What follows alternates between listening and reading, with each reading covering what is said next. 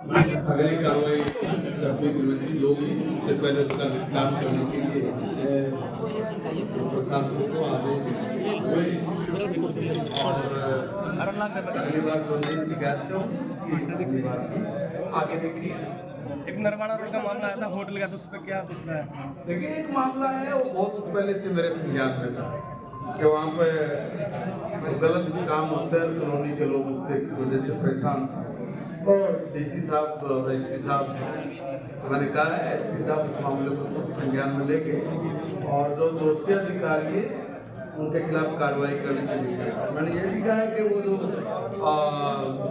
शिकायत करता है वो एक बार अपनी पूरी रिपोर्ट बना के भेजे, उस पर क्या एक्शन लेना आगे देखें। मंत्री जी, भाजपा सरकार में बीजेपी ने कहा कि अधिकारी हमारी नहीं सुनते। भाई बीसी साहब से पूछो मेरे से क्यों पूछ रहा है? अभी आपके सामने सांसद ने कहा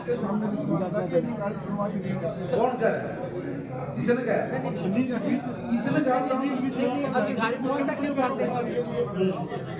विधायक जी ने बोला कर दिया सीधा।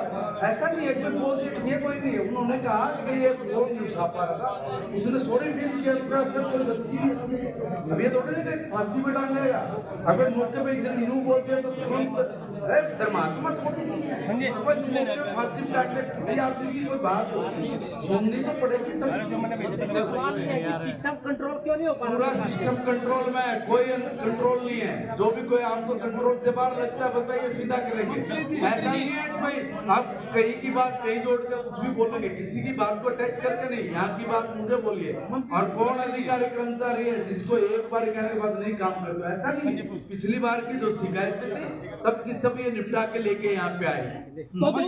दो साल से ग्रीवेंस की कमेटी जब आप देखिए पिछली बार में आया था, ठीक है, इस बार आया तो जो ग्रीवेंसीज में पिछली बार की सबकी सब पूरी करके मिलेगी। की बात है यूनिवर्सिटी है, एक है डिस्ट्रिक्ट पे, दूसरा सफाई कर्मचारी। हाँ उसका यस उसका मामला पिछले दिनों मेरे संज्ञान में आया है। उसमें कुछ अनियमितताएं भी मुझे शिकायत मिली, मैं उसकी एक बार जांच कर रहा हूँ।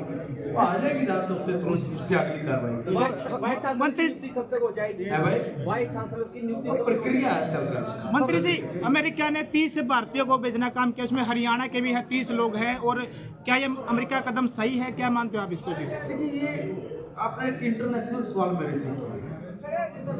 अब इस पर मैं एकदम क्विकली कोई बात बोलूं, हरियाणा के भी तो मेरी बात हरियाणा की नहीं है, बात तो फिर दूसरी चलेंगे तो पता नहीं क्या क्या आएंगे निकल। ऐसा नहीं है, भारत सरकार का मामला है, भारत सरकार उस पर काम देख रही है। अब मैं ये कहूँ कि मैं यहाँ से बाण चलाऊंगा अमेरिका तक पहुँच कर ठीक हो जाएगा, ऐसा नहीं है। भारत सरकार का मामला है, भारत सरकार को देख रही है। क्या हो सकता है एक बार सरकार ऑलरेडी राष्ट्रपति वार्डी सिक्स को 2 साल का अतिरिक्त इंक्रीमेंट मिलता है, रोक लिया गया है। किनका? राष्ट्रपति वार्डी 6 को समझा राष्ट्रपति अवार्ड 6 को 2 साल का जो अतिरिक्त इंक्रीमेंट मिलता था वो रोक लिया गया है। नहीं, मेरे मामला संज्ञान में नहीं है। मंत्री जी, प्राइवेट स्कूल एसोसिएशन का आरोप है कि उनका 800 करोड़ 134 के थ्रू और उनका वाइस लीड को 9th to 12th स्टैंडर्ड के बच्चों को एडमिशन नहीं देंगे 134 ये मैं एक बात कहना चाहता हूँ, ये अलग अलग तरह के लोग हैं, अलग अलग तरह की बातें निकल के आए। इनकी पिछले दिनों में हम लोगों ने मीटिंग बनाई, एक मीटिंग इनकी ड्यू, जैसी मीटिंग होगी उसमें जो फैसला लिया जाएगा वो उचित होगा। तो समझाया क्या ले रहे हो शिक्षा विभाग? देखिए राष्ट्रीय शिक्षा नीति हम लोग लागू कर रहे हैं। इस राष्ट्रीय शिक्षा नीति में ऐसी दुनिया भर की कमियों का एक पूरा पिटारा था। मैकाले सिस्टम ने जिस तरीके से इस देश की जवानी को बर्बाद किया है, इस देश में से संस्कार को, इस देश में से परंपराओं को, इस देश के 30 त्योहारों तक भी भ्रष्ट करने का काम वो एजुकेशन के जरिए किया है।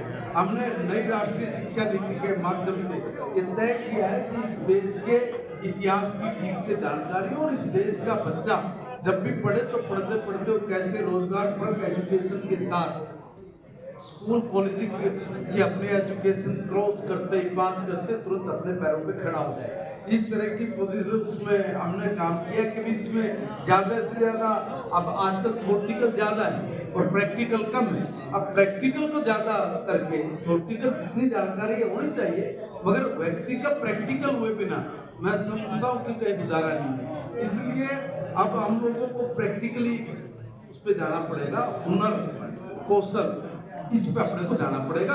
उसी के लिए ये बहुत बड़े बदलाव ये एजुकेशन में हम लोगों ने किए।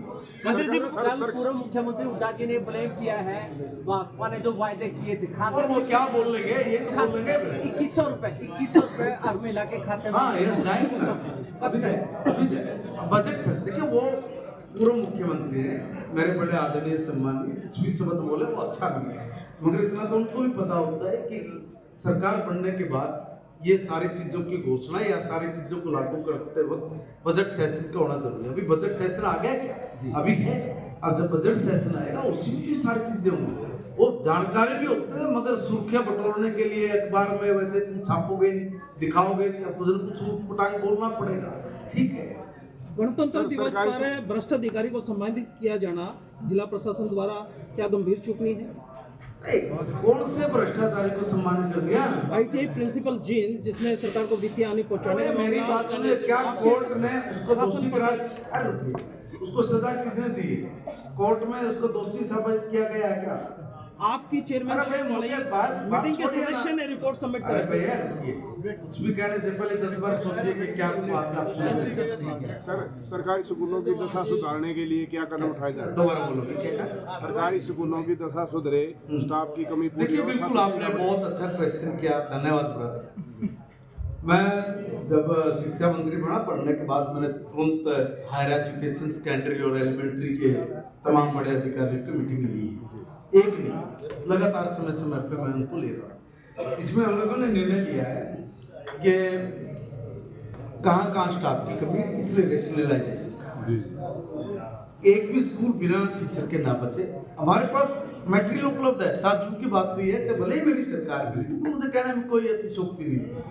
ये जो व्यवस्था है, इस व्यवस्था को दुरुस्त करने के लिए मैंने कुछ निर्देश जारी किए। हमने कहा एक भी स्कूल नहीं बचना चाहिए, हर स्कूल में टीचर है, हमारे पास इतनी संख्या उपलब्ध है, और जहाँ भी इस तरह की कहीं कमी लगी है उसको दूसरे संसाधनों के जरिए हम लोगों ने उसकी भी पूर्ति पूरी की है।